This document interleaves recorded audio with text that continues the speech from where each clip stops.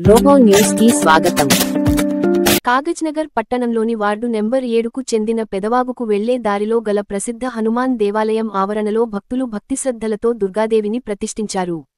ఈ దుర్గామాత కొలువు దీరిన ప్రాంతంలో విపరీతమైన దుర్గంధం చెత్తాచెదారంతో దుర్వసన కొడుతూ భక్తులకు, వార్డులో నివసిస్తున్న ప్రజలు తీవ్ర ఇబ్బందులు ఎదుర్కోవాల్సి వస్తుంది కాబట్టి సంబంధిత మున్సిపల్ అధికారులు శ్రద్ధ వహించి వెంటనే ప్రజలు అనారోగ్యాల బారిన పడకుండా కాపాడాలని స్థానికులు కోరుతున్నారు. అధికారులకు చెప్పిన పట్టించుకోవడం లేదని వారు వాపోయారు.